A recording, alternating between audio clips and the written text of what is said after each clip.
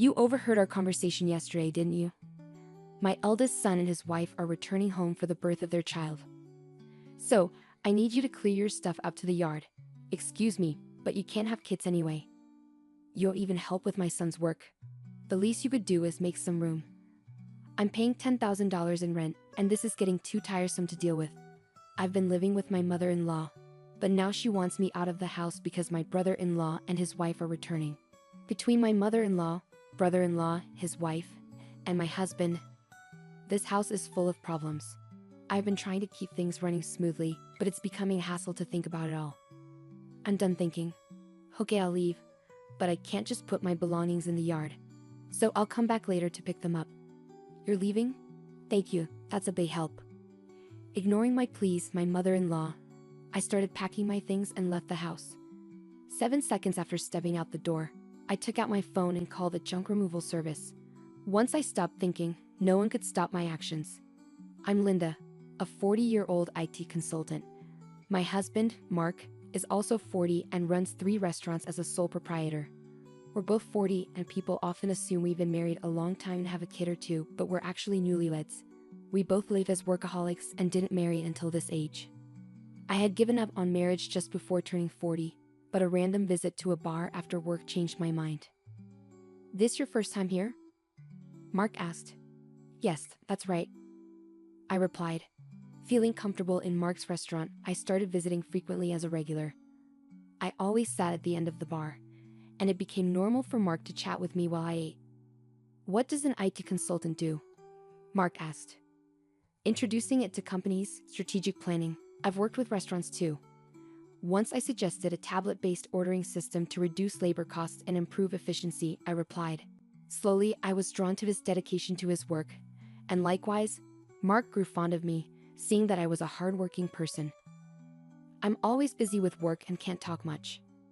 How about we go out for dinner sometime? Mark suggested. Excited about the chance to dine with a restaurateur, I eagerly agreed. We started dating, and 2 years later, as we both turned 40, we decided to get married. Feeling shy about being a bride at 40, I asked my husband to skip the wedding ceremony and we just took some photos of us dressed up. After we got married, I moved from my apartment to my husband's house, a 3-story building with a garden and parking located in a high-end area. The rent is apparently around $10,000. Some might think it's unthinkable to live with a mother-in-law right after getting married, but I'm 40, so I don't mind much. Plus, my mother-in-law is 70 and my father-in-law has passed away, so living together seemed necessary when my husband suggested it. I immediately agreed, but after moving in with my mother-in-law, I regretted accepting so quickly. When I moved into my husband's house, besides the bedroom for us, I even got a lavish office room for myself. His house seemed too big for just 2 people, with many spare rooms. Once I settled in, I asked my husband a simple question. Why do we need such a big house just for you and your mother? I have a brother 3 years older than me. He left home after college, and I've lost touch with him for the most part. He hasn't been home at all, and it's been a few years since I've heard from him. He's such a man that one day he might get into trouble and come back to me and Mom, right? So we decided to rent a bigger house, my husband explained. I think it's a little too big, I said. Well, I got married, and you came, so I guess it all worked out, my husband said with a smile as he unboxed my books and arranged them on the shelf. He talked about his brother Daniel from his story. It seems Daniel is aimlessly hopping from job to job, but my husband doesn't think badly of him. Don't talk about that kid. What if he really comes back? My mother-in-law appeared at the doorway of what would be my office, seemingly checking on us. It appears she doesn't have a good opinion of him, unlike my husband. It's understandable for a mother to show a cold reaction to an eldest son who shirks his responsibilities. However, I'm worried that my husband and my mother-in-law might clash over his brother someday. Also, I'm not too fond of you either, Mom. Come on, we're going to live together now, so stop saying things like that, I said. I'm not saying you should leave. I just need to make things clear from the start. My mother-in-law walked away, her slippers making a padding sound. I'm sorry, I'll talk to her, my husband said. It's okay. I got a similar talk when we met for the wedding. I'll build a relationship with your mother as we live together, I replied. I took a book from my husband's paused hands and placed it on the shelf. It seems she doesn't like my age. I'm 40, so it's not impossible to have children, but I guess it's a challenging thought. Also, Mark's elder brother Daniel is not married and has no children, so there's a high chance that my mother-in-law won't get to see her grandchildren. That's why she's disappointed and wishes Mark had married someone younger. To her, Daniel, who doesn't fulfill his role as the eldest son, and I, who can't fulfill my role as a wife in her eyes, are probably the same. I understand her feelings, but I can't turn back the clock on my body, so there's nothing I can do about that one. Once the move was completely finished, and our married life officially began, my mother-in-law's coldness towards me became evident. She ignored or avoided me when I spoke and tried to have as little to do with me as possible. It's a bit lonely, but since there's no harassment or physical violence, I guess I should consider it okay for now. I can build a relationship with her over time, but more pressing is my concern for Mark. Are you okay with your work? I asked him. No, it's pretty bad. I need to take action soon, but it's tough to arrange the finances, Mark replied, sitting at the dining table with his head in his hands. I stopped doing the dishes and sat down in front of him to listen. These are tough times. Prices are soaring, expenses climbing, and customers are tightening their wallets. There's no end in sight if this keeps up. We might have to close another one of our stores, Mark continued, about a year into our marriage. The situation at Mark's restaurants worsened. One of the 3 stores had already closed, and it seemed another might have to shut down too. Seeing Mark's troubled face made me feel distressed, but my mother-in-law seemed unaffected by these troubles. You're Mark's wife, but you don't help out at the store. You just do your own job. Can you really say you're fulfilling your role as a wife? My mother-in-law's voice pierced through the air from the living room as she overheard our conversation. I wondered what she was thinking, but she has her own way of seeing things. Mark has been running his own restaurant for nearly 10 years, overcoming various challenges. I believe he'll pull through this time too. You, his wife, shouldn't be making that face. Are you trying to feed into his anxiety and make him fail? What a terrible wife, she shouted again, her words filled with spite and venom. I knew she wasn't just trying to fire me up, but she wasn't entirely wrong. I took her words positively and decided to support Mark to the fullest, smiling reassuringly at my anxious husband. A year later, just as she said, Mark managed to turn this situation around and avoided closing a second store. See, I told you, I said to my mother-in-law. A stupid wife who can't even trust her husband. Don't drag Mark down, she replied, lashing out at me without reservation. The relationship with her might seem to have worsened, but since Mark's business is doing well, I'll consider it a break-even situation. I thought things were balancing out, but it turned out to be a clear negative for me. Mark. Daniel called for my brother, my mother-in-law suddenly said. Yes, Daniel's girlfriend is pregnant. That's great news. She's a 32-year-old who worked at the same bar as Mark. They asked, something. Why are you being so formal all of a sudden? I asked. Daniel is a freelancer and so is his pregnant girlfriend. With a baby on the way, they're struggling. They asked if they could move into this house and if they could work at your restaurant, my mother-in-law explained. I was contemplating how to confront Mark about the affair from the dining room when my mother-in-law came into the living room and started talking to him. The conversation was about Daniel, whom I've never met, and I was completely left out as they continued talking. It was a strange scene. She used to dislike Daniel for not fulfilling his role as the eldest son, yet now she was asking Mark to welcome him. The reason was simple, the grandchild. She had given up hope of seeing a grandchild, but now saw an opportunity and completely changed her stance. She was even planning to offer them a home and jobs. Ah, okay. Mark finally replied, looking back at me with a clearly troubled expression. Come on, it's a good thing. Daniel is in trouble and you, Mark, have the means to help him, my mother-in-law said. I felt a sense of unease. Is it not odd to have Daniel and his family move in? I looked at Mark in the living room from the dining area, and he seemed to share my concern. But with my mother-in-law's sudden decision, it seemed we were both in for some unexpected changes. I grappled with Mark's inability to say no to his mother. I had hoped he would stand up to her, but it seems it was just wishful thinking. He kept glancing at me, probably worried about my reaction. The worsening relationship with my mother-in-law, Mark's affair, now living with Daniel and his family, the problems just kept piling up. Overwhelmed and not knowing where to start, I decided to abandon thinking for today and just go to sleep. The next day being a holiday and probably due to extreme mental fatigue, I slept in until late morning. Mark was at work, so it was just my mother-in-law and me at home.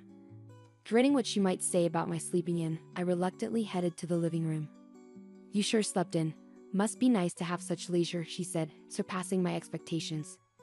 "You heard Mark and me talking yesterday, right? Daniel and his wife are coming back for a maternity leave visit, so move your stuff out to the yard." Excuse me, I was still groggy from sleep. Did she really mean I should live in the yard? Or was she telling me to leave the house? "You can't have kids anyway. You don't help with Mark's work, so you should at least make room for Daniel and his family. We have 2 spare rooms left, so if you leave and your office is free, we can have a bedroom and a nursery for Daniel's family and a storage room for their stuff. Don't you think the room count and usage are just perfect?" It seems she was indeed telling me to leave, but a storage room for Daniel's family. I'm being kicked out to make room for a space that doesn't seem necessary. Originally, I was allowed to use the office because there were spare rooms, and I don't mind if it's gone. A bedroom for Mark and me is enough. Daniel's family can live here without me leaving. Realizing that my mother-in-law now sees no reason for me to be in this house as a wife since she can see her grandchild and I'm paying $10,000 in rent, I'm too tired to deal with all this. I decided to clear my mind and give my brain a rest. Silent with my mother-in-law, the only sound in the living room was the ticking of the clock. "Okay, time to leave," I said, having rested my mind. I decided it's too much trouble to worry about what happens to Mark, my mother-in-law, Daniel's family, and their future. "Understood. I'll leave. I can't put all my belongings in the yard, so I'll come back later to pick them up," I declared. "You're leaving? Thank you, that helps," my pleased mother-in-law said, ignoring my words. I started packing my things and left the house. 7 seconds after stepping out the door, I took out my phone and called a junk removal service. My decision, made after stopping my overthinking, couldn't be stopped by anyone. Let them all regret this choice later. Having left the house, I decided to stay at a hotel for the time being. I had called the junk removal service, but they needed some time to prepare. This worked out since I wanted some time too. 2 weeks after leaving, I rented an apartment and started living alone. I haven't heard from Mark since then. He probably thinks I'll come back eventually. The thought of Mark taking the current situation lightly infuriates me. However, today is the day after his restaurant's day off. I expect a call from Mark when he visits the restaurant for a lunch prep. "Hey, what's going on here?" "The restaurant is completely empty," Mark exclaimed over the phone. Just as I thought, I chuckled. "Mark, I could explain over the phone, but it would be more efficient if your mom was there too. I'm heading to the house now. Can you come back? You could open the restaurant anyway, right?" I couldn't help but laugh before hanging up, amused by Mark's reaction. What on earth is this? The restaurant's fridge, cooking equipment, tables, all the important stuff is gone. Did you do this? Do you think you can get away with this for free? As soon as I arrived at the house, my mother-in-law started yelling at me. It seems Mark had explained half of the situation. There was an unfamiliar couple in the living room, apparently Daniel and his wife. They looked confused and anxious, not fully grasping the situation and my mother-in-law's extreme anger. It's my restaurant, so there shouldn't be a problem with me starting the closing process or having the items I bought disposed of by a junk removal service, right? I countered, "Huh? Your restaurant? What are you talking about? Why don't you explain, Mark? You haven't told your mom, have you? You remember that I still have the main restaurant and the second branch, and the second one was in a financial crisis, right?" Mark began. "Yes, of course. You worked hard to turn it around, changing the tables, chairs, signboard, the restaurant's atmosphere, bringing in new cooking equipment, expanding the menu, and replacing the fridge and freezer to accommodate the new menu, right?" My mother-in-law nodded. "Well, about that, Linda actually paid for those expenses," Mark confessed. Hearing Mark's words, my mother-in-law looked perplexed. She seemed to be trying hard to understand but probably lacked the full information to grasp everything. Mark continued, looking uncomfortable, as if he was holding back a bathroom break. Seeing that this was going nowhere, I decided to explain. Before turning 40, I was single and working in night consulting. We didn't have a wedding ceremony, nor did we buy a new house after getting married, so I had saved up quite a bit of money. I lent Mark $200,000 to help turn around his struggling second restaurant branch. $200,000? But you can't just hand over such a large amount of money to your spouse, right? My mother-in-law exclaimed. "That's why I decided to buy the rights to the second branch and become its owner," I explained. I left most of the management to Mark, so there wasn't much for me to do as the owner. The only change was that Mark shifted his focus from the main branch to the second one for its recovery. When Mark's restaurant was in crisis, I had to show my concern alongside him. It was when my mother-in-law yelled at me for not showing enough trust in my husband that I decided to support Mark to the fullest. My form of support was giving him the money I had saved during my single years. "Mark, is this true?" my mother-in-law asked. "Yeah, it's true." She said it was okay if I failed and wasted the $200,000. She gave me the money, but since it was such a large amount, it was going to fail anyway. She suggested becoming the owner. The plan was to pay back the borrowed $200,000 from the restaurant's earnings. But it was simpler for Linda to become the owner and have the restaurant's income go directly to her. It also meant that she could decide whether to close the restaurant or not. "It's a lie. Can something like that really happen?" my mother-in-law exclaimed. "I understand it's hard to believe hearing this all of a sudden. That's why I brought some evidence," I said, spreading documents like the business license transfer of rights agreement and lease agreement on the table, proving that I was the owner of the restaurant. My mother-in-law's face turned red as she confirmed my name on those documents. "Why didn't you say anything about this? You always talked about how you believed in Mark and how the restaurant was recovering, right?" she demanded. "Even before we got married, you always encouraged Mark like that. He felt pressured by your words but tried to live up to your expectations. Not wanting to disappoint you as the head of the household, you're pretty cold to people like me and Daniel who don't fulfill their roles, right? That's why Mark couldn't tell you he borrowed a large sum of money from me. He could have just told me. That's why Mark couldn't speak his mind, because you get upset easily. People like my mother-in-law often don't realize they're putting pressure on others. They might think it's just a small thing to say, but for the one under pressure, it's a huge burden. Not something they can easily talk about. And even if they did speak up, you would likely be disappointed and start complaining. It was essential not to let Mark's spirit break under her constant jabs, especially when the restaurant was finally turning around. That's why I kept quiet too. But I really wish she had refused when Daniel and his family were coming back. Probably Mark thought it was work-related and agreed without thinking much, I admitted. "Mom, Linda, I'm sorry. This situation is my fault for not being decisive enough. If I had managed the restaurant well from the start, Linda wouldn't have had to lend her money. And if I wasn't such a weakling, I could have told you the truth. If Linda decides to close the restaurant, then that's it. But what about the part-time workers?" Mark said. "Don't worry. In the past 2 weeks, I've already informed everyone about closing the restaurant, and they've all understood. For those interested, I've arranged part-time work at other restaurants through my IT consulting contacts," I assured. "That's a relief.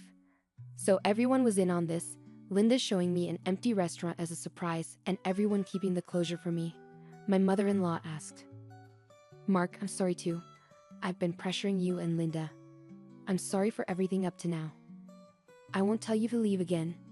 My mother-in-law apologized, and it seemed as if everything was resolving nicely. But that's a misunderstanding. I'm far from being satisfied, and the discussion is far from over. "Let's settle this matter next," I said, pulling out divorce papers. "What's this? A divorce paper?" Mark picked up the papers in shock. "Why a divorce? This is supposed to be a reconciliation, right? Don't just assume we've reconciled. You might think it's a secret, but I know about your affair with the part-timer. All the part-time workers knew about it too," I said, displaying an image on my smartphone sent by a part-time worker showing Mark entering a hotel. Anyone can take such evidence, not just the police or detectives. Getting the second branch back on track gave you too much confidence. "You really got carried away," I concluded. I remarked that as the owner of the restaurant, I couldn't just stand aside from the day-to-day operations. Even though I couldn't do much in terms of daily management, I made it a point to visit from time to time. During these visits, the part-time workers complained to me about Mark's affair and asked for my help. When I promised to handle it, they provided incredible support. They leaked information about Mark's affair, sent me proof, and even kept silent about the restaurant's closure from him. Wait a minute, closing the second branch and a divorce? What's going to happen to the rent for this place? My mother-in-law's voice shook. "I haven't mentioned that yet. I've been paying the entire rent of $10,000 a month for this house. Is that also true?" Mark's shoulders slumped. "It's true. When the restaurant's revenue started falling, Linda started paying half of it. But as revenue continued to drop, The amount she had to cover increased. Eventually, I ended up paying it all, $10,000 a month. It's the same as my salary, so I paid all the rent. And Mark covered other living expenses like food and utilities. So if Mark gets divorced and only has the main restaurant left, obviously living here won't be an option anymore, I stated matter-of-factly. Mark and my mother-in-law seemed deflated after hearing my words. They slumped as if they had exhausted themselves in a boxing match. Daniel and his wife, now somewhat understanding the situation, hesitantly joined the conversation. What does that mean? We came back here, can't live here? Sorry, Daniel. Right now, I don't have the means to help you with a restaurant or a house, Mark explained. Come on, do something. We're having a baby, at least give me a job. We have enough part-time, Daniel protested. The argument escalated, and it became clear that the future was uncertain for everyone involved. Witnessing the brothers dispute over their mother, the mother-child relationship also deteriorated. Now Mark and his mother are living together reluctantly in a smaller apartment, hardly talking and creating an awkward atmosphere. After the divorce, I first dealt with closing down the restaurant. It was a bit of a hassle, but as the owner, it was my responsibility. However, the fridge, cooking equipment, tables, and chairs I had removed were fairly new, so I managed to sell them at a good price. Adding just a little more money allowed me to finish the restaurant's closure, I recounted. Though it was a brief period, being a restaurant owner and handling its closure was an experience. I believe these experiences will be useful in my IT consulting work someday. I guess work suits me better than marriage. Convinced of this, I continue to work hard today. After the tumultuous events that unfolded, the conclusion of this saga brought a mix of resolution and uncertainty. I continued. The revelation of the true ownership of the restaurant, coupled with the exposure of Mark's affair, exposed the fractures in the family. The decision to close the second branch of the restaurant added a layer of financial stress and uncertainty about the future. Despite the apologies, it became clear that reconciling the strained relationships would be a complex and ongoing process, I added. The introduction of divorce papers, a decisive move by Linda, added another layer of complexity to this situation. The betrayal of trust both in the marriage and the business became a pivotal point that left the characters grappling with the aftermath. Linda's firm stance indicated that she was unwilling to overlook the breach of fidelity and was determined to take control of her life, even if it meant ending the marriage, I noted. As the fallout extended to Daniel and his family, the once close ties between the brothers strained, revealing the fragility of familial bonds under pressure. The uncertainty about living arrangements and financial stability left everyone involved facing an uncertain future. The emotional toll of the conflicts was palpable, as seen in the strained relationships and the awkward atmosphere that settled over the characters, I explained. In the end, the story leaves us with a sense of closure regarding the restaurant's closure and Linda's decision to end her marriage. However, it also leaves many questions unanswered about the characters' futures and whether they can rebuild their lives and relationships after the storm that shook the foundations of their family. The resolution, while bringing some clarity, marks the beginning of a new chapter for each character as they navigate the aftermath of the choices made and the consequences faced, I concluded.